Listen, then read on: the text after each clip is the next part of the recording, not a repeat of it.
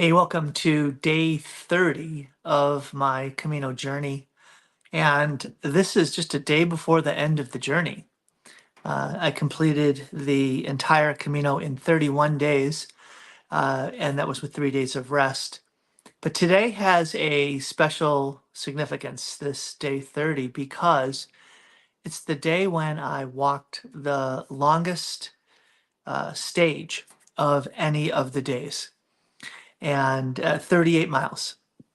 And it was preceded by, up to that point, the day where I had walked the longest stage. I already mentioned this. And so uh, when I arrived in Palas de Rei, I had completed a 29-mile journey, and I was really tired, really spent. And thank God I had the food. Thank you, Lord. I had the food in my room to be able to just stay in the bed, keep my feet up, rest and recover, and basically just say stay put. And honestly, I had to do what I needed to do from the physical standpoint for food and for rest and recovery. But I think the bigger thing was reaching into my mind and my heart, my soul, to be able to prepare for what was coming next. Um, because what was coming next was absolutely the longest day that I will have ever walked in my entire life. So here I am in the evening. It's, close to say 10 o'clock at night, and I am trying to get into my mind this idea that tomorrow I'm going to walk 38 miles. And that's like a more than 50% increase over the longest stretches that I had walked through all the stages up until the day before, and it was still a like one third longer, or even more than that. Yeah, no, but a third longer than the day that I had just walked the day before. So I had to try to wrap my mind around this. Like, can I do this? I don't think I can do this physically. I don't think I'm capable of following up on today with another day tomorrow, and trying to wrap my mind around how long is it going to take? Because if you remember, when I'm walking on normal stages, I can walk about 3 miles an hour. Well, 38 miles is about what? That's going to be 12 and a half hours, right? That's 13 hours almost. That's a long day. 13 hours of walking. That doesn't include breaks, right? Or just under 13, 12, something, just over 12 hours, 13 hours.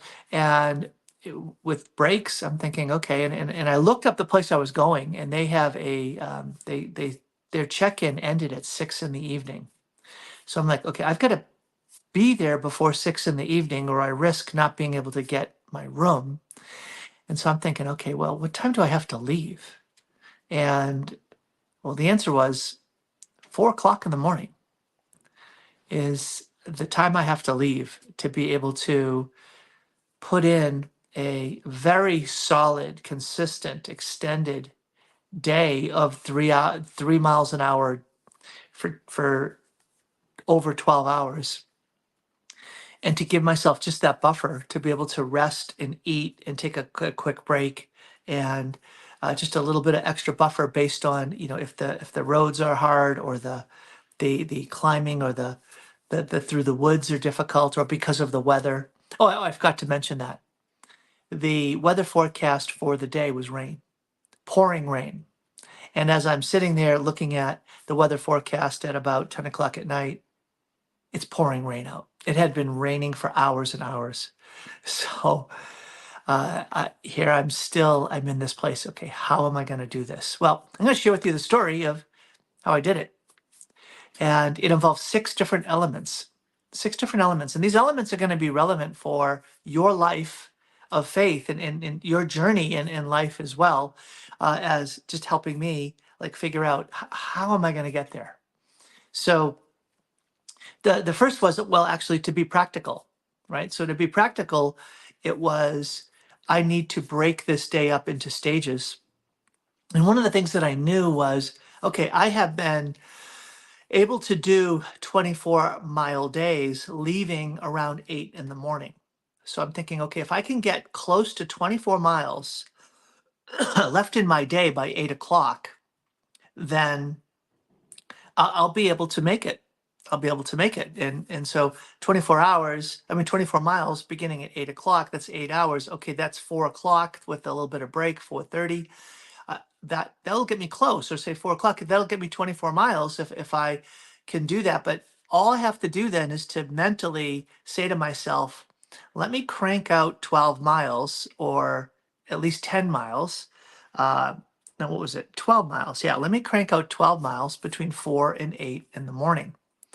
And so that's 4 hours, 3 miles an hour. That'll get me there. And then if I can break up that 24-mile chunk, I can do what I normally do, which is go around just over half of that until, let me go 8 to 1. And that'll get me about, 15 miles. And then from 1 to 5 or 1 to 6, I only have to go an additional 11 miles and I'll be able, this will do it. It'll work. So I had to have a plan in my mind that was based not on the total trip, but based on trips that I had done, stages that I had walked previously that I knew was in my body. And if I could, if you will, kind of train my mind to work with my body and say, you can handle this level of this chunk of time in this distance, this chunk of time in this distance, then it becomes a realm of possibility. And I did have a safety valve. My safety valve was going to be that if, in fact, I was going to be unable to accomplish this, that I could go as far as I could. And then if I was like getting close to 6 o'clock or I was just completely spent and maybe in a depleted state, I could always like take a taxi from wherever I was to the hostel, and then in the morning take that taxi back to that point where I got picked up and then walk from there. And that wouldn't be an ideal situation because it was my final day on the Camino. It was my day of walking into Santiago de Compostela. And I also had a plane flight, by the way, at 6 o'clock that night. So I really wanted to get into the city as early as I could and be able to spend as much of that day in Santiago de Compostela as I could. So that meant you got to get through this. You got to get through this. So I had the safety net. I had that safety net based on these chunks of time. And if I wasn't going to be able to do it, that I did have a way to get to the hostel. Okay. But this brings me to my second my second help, the second thing that really got me to be able to accomplish this. And something that's surprising to me. You remember, because we talk about the Camino is discussed as having these three stages, right? The first set of stages are really about the body and getting the body like undergoing these demanding things to get in shape. And then the middle section of the Camino is about the mind because it flattens out and there's less to look at. So you go within yourself and you really get, cleansing your thinking and getting your reflection going about really why, what's going on, why am I here, and things that are important to reflect on. And then the last stage is about the soul, going into the core of your being, going into the core of your being. And that was reminiscent of a phrase a word that started to show up on many signs and spray painted in many places.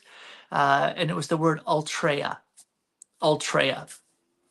And ultreia, it means beyond or further or transcend. And those are really meaningful words to me, especially in this map out of body, mind, soul.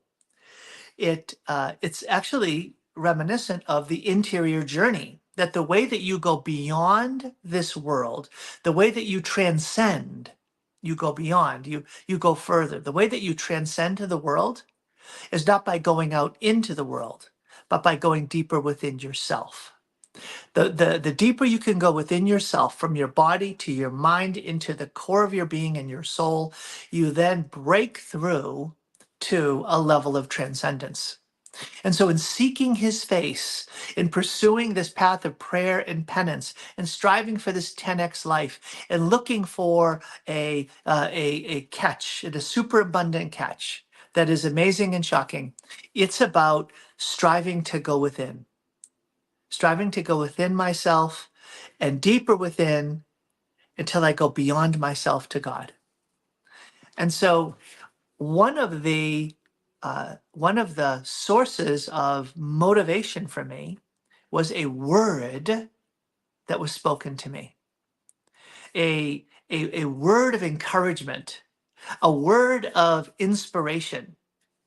And it was given to me by this fellow that I had walked with a very long day. We had a wonderful, impactful time together, and he had gone ahead of me, and he said to me these words. When I talked to him that night, the night before this challenging 38-mile walk, he said, "You got this.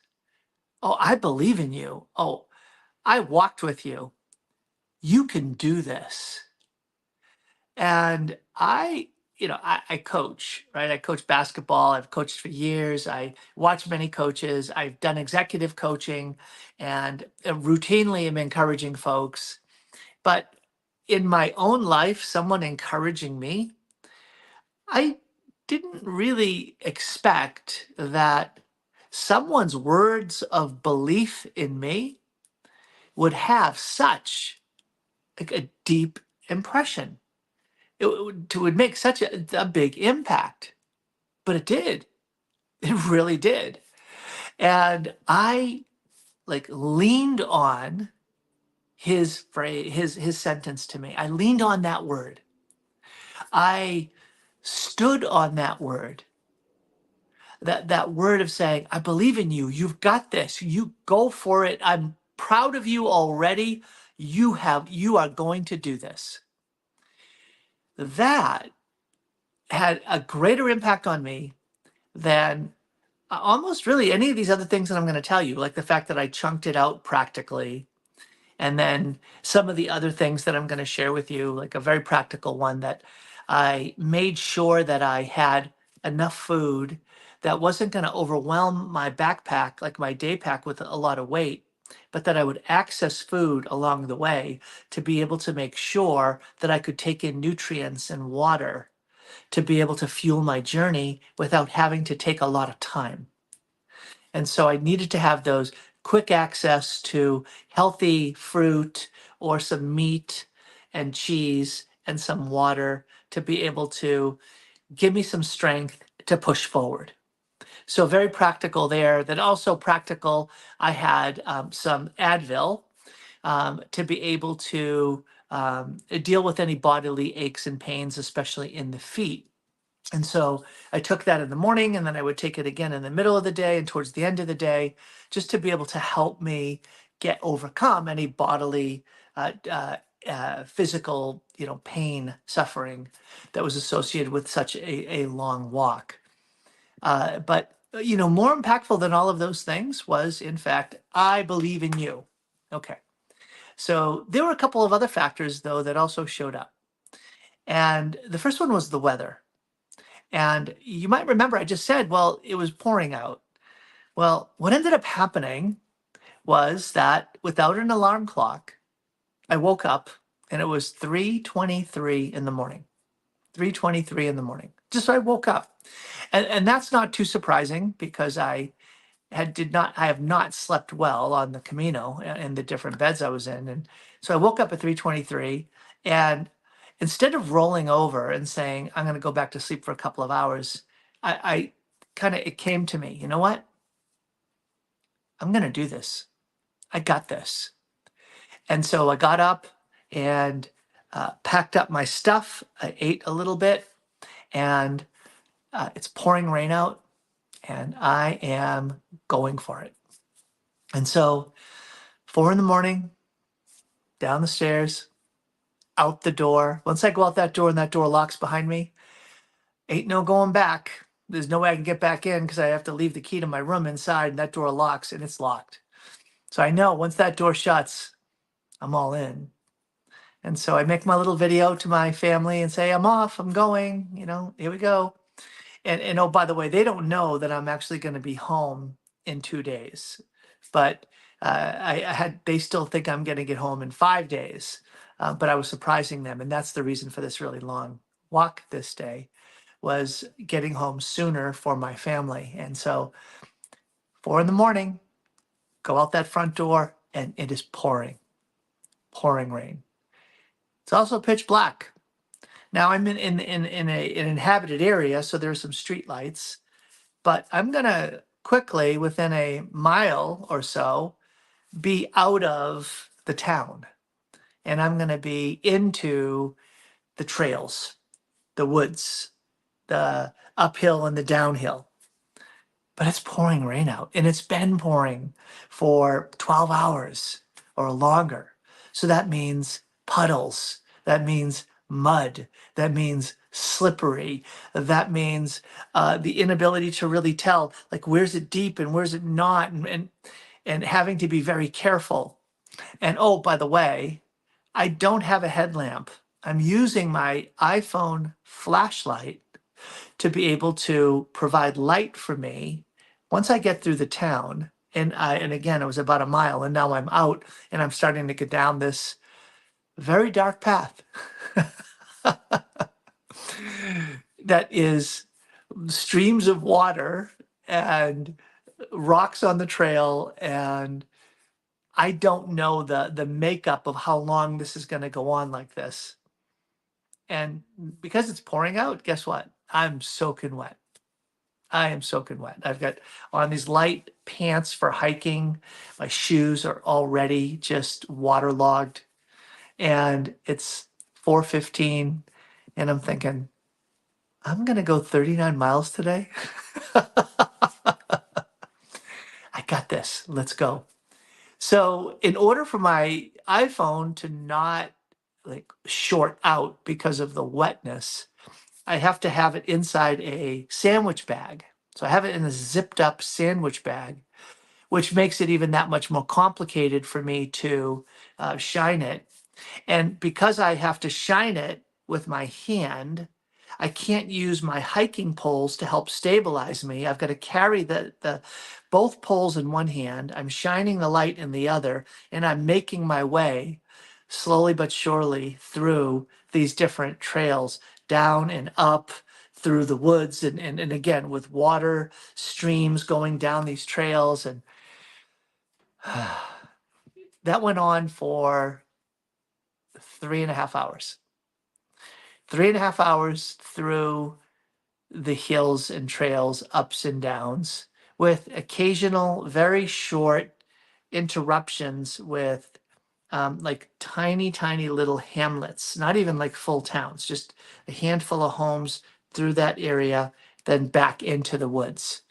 And that went on for about, again, until around 7:30, when I arrived at the next sort of really populated, like bigger town that had Main Street and some, busy buses and all this. So it's a bigger town. And just as I had arrived, the rain was relenting. It had gone down more to a sprinkle, and I see a place to get some breakfast. I go in there to get breakfast and some coffee, and frankly, to get warm because I'm just soaked. And, I see a bunch of hikers that are, pilgrims that are walking the Camino, and they're all there, and they're all dry, and they're all packed because, it's just 7:30 in the morning. It's still dark. So they're just getting started. And guess what? Mission accomplished. I had walked 10 miles, and it's 7:30 in the morning, right? It wasn't the 12 miles, but it was good. I went a full 10 miles in the dark, and it's 7:30 in the morning, and now let me have breakfast, and now I'm going to recalibrate my mind that, okay, here I am, fresh start. Let me crank out 24 miles in the next 8 hours. So I warm up a bit. I eat some food. and without waiting too long, have some coffee. Oh yeah, and I still had the healthy food, which was great, bacon and eggs, which was great, and boom, off I go. So continue on, and I then have that turn where the weather becomes supportive. What ends up happening is the rain stops and it becomes windy, and the wind starts to dry out my clothes. And so I zip down my rain jacket, I open it up, and all of a sudden the shirt underneath, I take off my rain jacket, and it's still a bit chilly, but you know what? I'm I'm literally drying out my clothes as I'm walking because the wind is that strong. And and then the sun begins to come out, and the weather became my ally. It wasn't forecasted to be like that, but it became really a wonderful ally where there was partially cloudy, partially sunny, so it wasn't too hot, but it wasn't raining.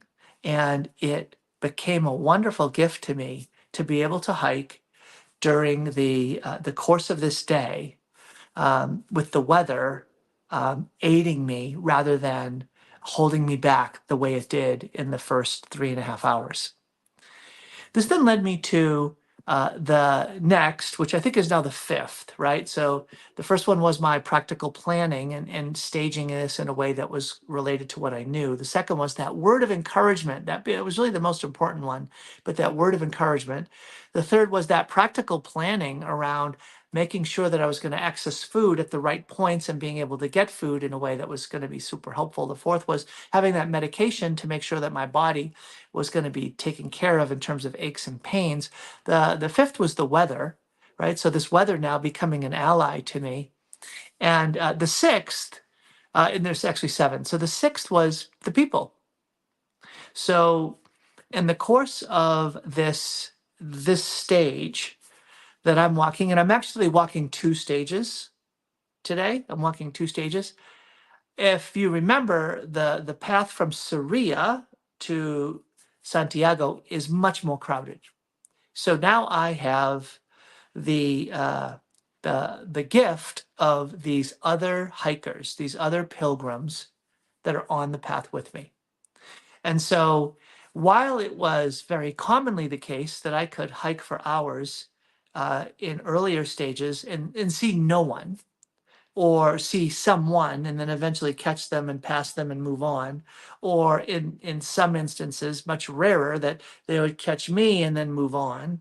There, this was, here comes everybody, right? So now I have, a number of people in front of me, and I'm walking along and I'm like slowly passing them and just continuing to move forward because I can't just sort of stay in line with folks, fall in line with their pace. I have to stay on my 3 mile an hour pace to be able to make it to my goal in the time and before the hostel closes.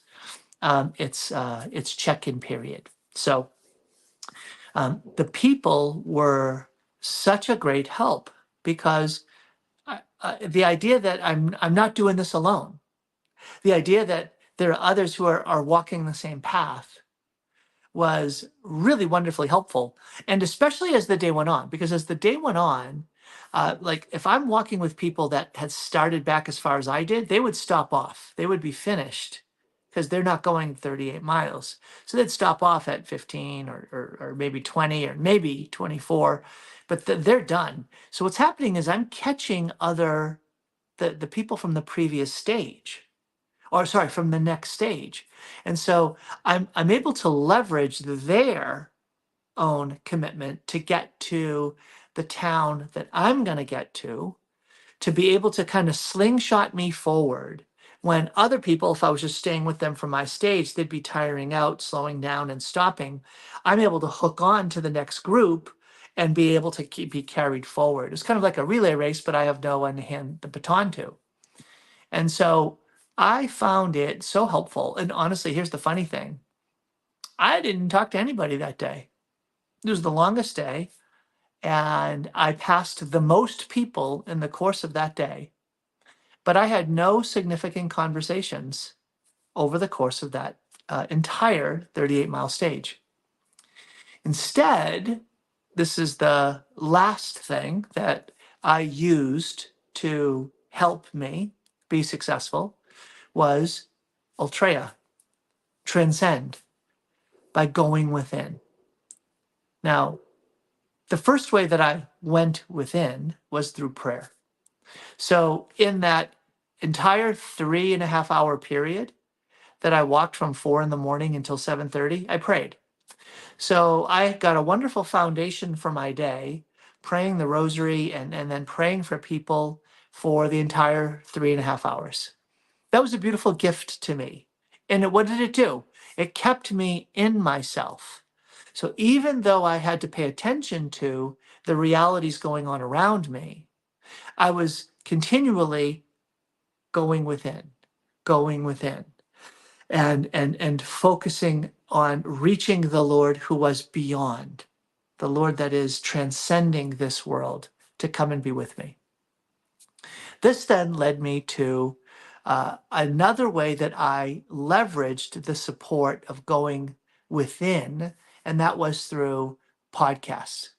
So I had looked up a couple of podcast series that were engaging, that were well produced and highly rated, that I could lose myself in. So I wanted to lose myself in.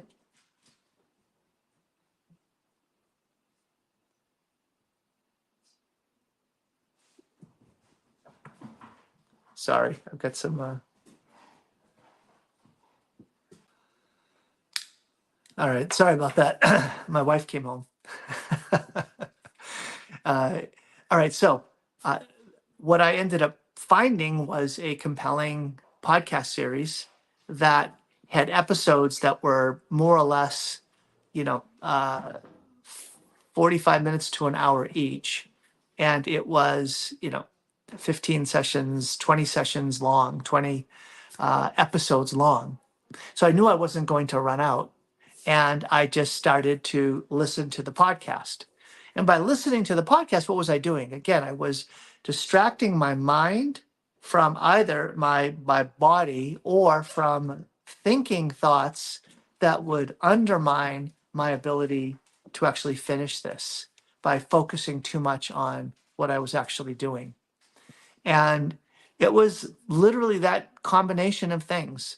The word of encouragement, the practical supports of the food and the medicine, the practical planning for the length of the stages that I was going to walk, the strategic use of eating food and drinking without taking long breaks, the support that would carry me along of the other people, and then my capacity to go within myself in prayer, and then even just in my own thinking and listening, to be able to fill the time where my body was walking.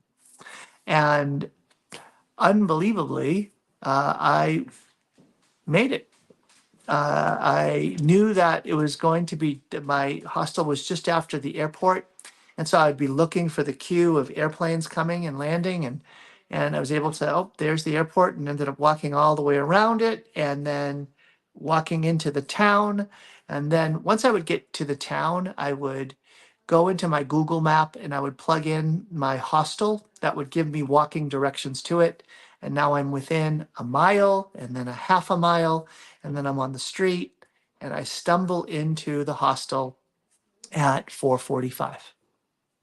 And so I ended up walking that day a total of what was it, 13, about 13, no, it was, yeah, about 13 hours, 12 hours and 45 minutes I walked the 38 miles.